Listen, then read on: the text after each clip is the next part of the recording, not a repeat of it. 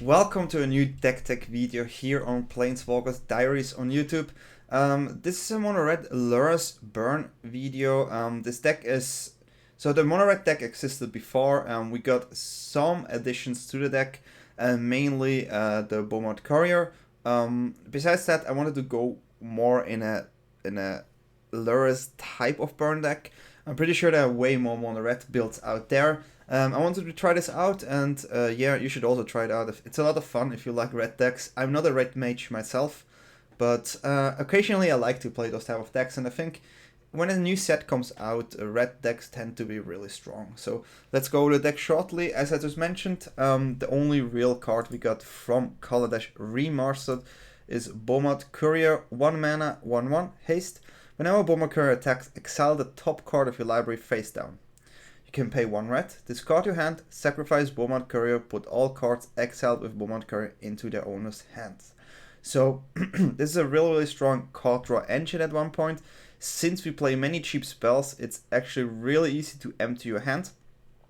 And this makes Beaumont Courier not just an aggressive card, it makes it also a draw engine in the end, obviously. I really like that card, it's a great addition here and gives us another 1-drop creature. The other 1-drop creatures we play in this deck are the Grim Lavamancer, 1 red, 1/1. We can pay 1 red, we can exile 2 cards from graveyard, and Grim Lavamancer deals 2 damage to any target. Also really effective, we utilize the cheap spells a lot. I like Grim Lavamancer a lot.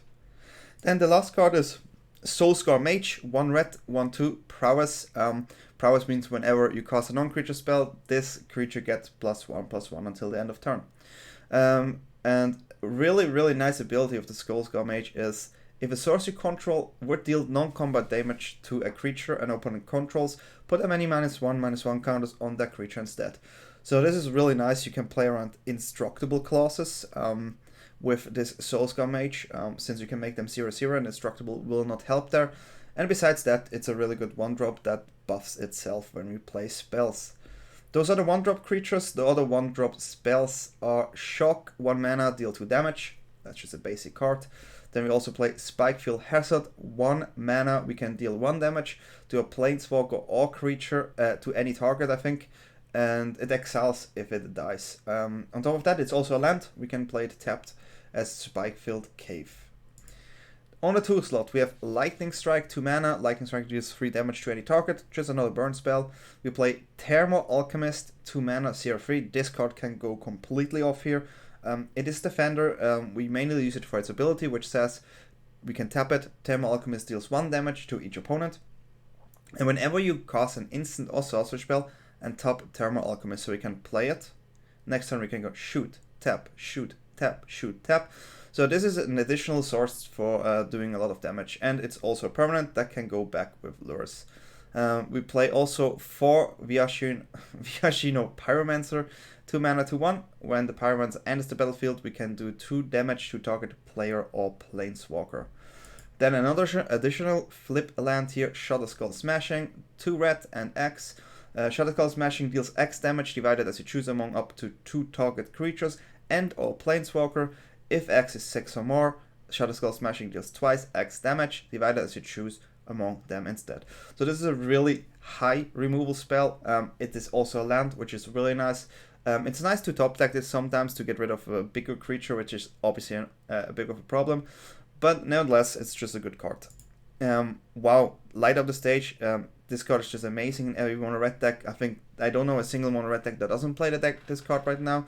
Light Up the Stage, 3 mana, but Spectacle 1, which means you may cast this spell for its spectacle cost rather than its mana cost if an opponent lost life this turn. So we can shock or attack, do damage, pay 1, exile the top 2 cards off your library until the end of your next turn, and you may place those cards. So it's really nice, it's a draw engine as well.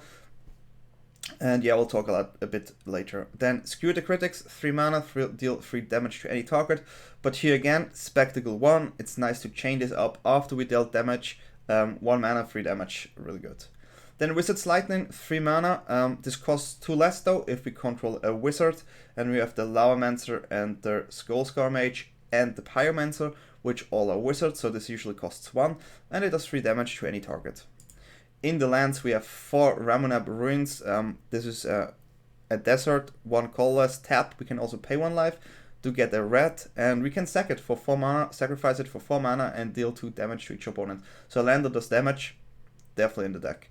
The rest of the lands are all white-red lands, and this is mainly because we want to play lures at some point.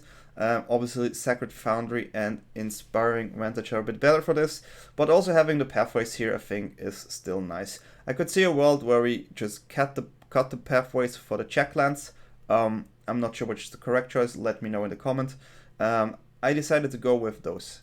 So let's go with the sideboard shortly before we go in the deck mechanics. So we have 2 Gravedigger's Cage here. There's so many decks where this is really good. Obviously, it hurts our lures, but it's not our main game plan since we are burn deck. It's good against Bola Citadel, Uros, the Rakdos Arcanist decks, any reanimated decks, any kind of decks that interact really well with the graveyard, except Godfarer's Gift, which I think could get a return. So yeah, creatures caught in graveyards and libraries can enter the battlefield. Players can cast spells from graveyards or libraries. 2 off here.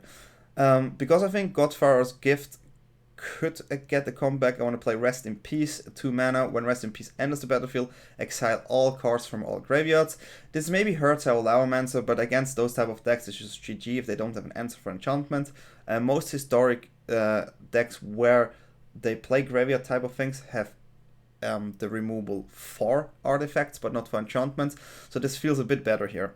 Then we play 3 Abrades, 2 mana. We can choose 1, deal 3 damage to a creature or destroy target artifact. There are artifacts we want to target, and it's just a removal spell as well. Then we play 2 Harsh Mentor, 2 mana to 2. When our opponent activates an ability of an artifact, creature, or land on the battlefield, if it isn't a mana ability, Harsh Mentor deals 2 damage to that player. So this is mainly for the cat oven combo. Whenever they activate the cat, the oven, they take a damage, so it's not going off too well. So it basically, they sacrifice, they activate oven, they take a damage, they play cat, they get a life. So it just even it out.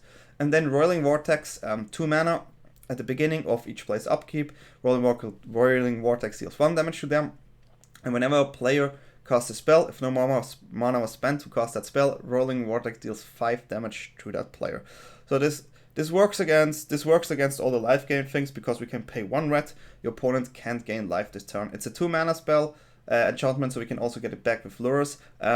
There are other cards, obviously, that also stop a lifelink, but they are more expensive than 2 mana. So this is why we opted for Roiling Vortex in this list.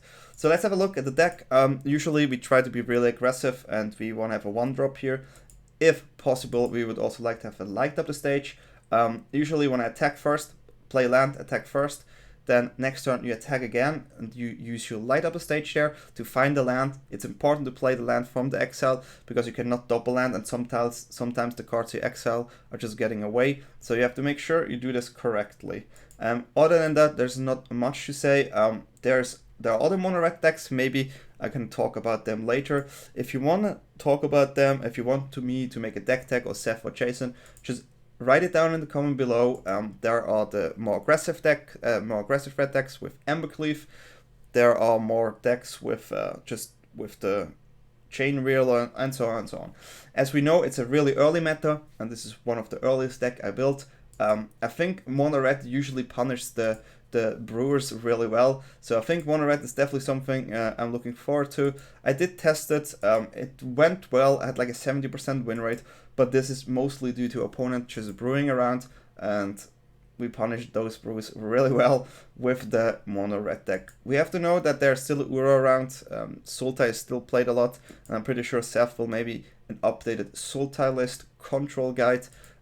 If you like this type of videos, feel free to give us a thumb up. Subscribe to our channel. We try to push out every day a new deck tech video, and you can also obviously click the notification button. You find me on Twitch, DanyTlaw. You find Jason Florent on Twitch, Seth Mainfield on Twitch. We have here the group. If you like this type of deck tech, also check out our podcast. Mostly you know the podcast since you're here. This comes up early on Patreon and later on YouTube. Hopefully you're gonna like this type of video. If you if you want to change anything else, just let us know. It's all in an early stage, and have a good time. Bye, guys.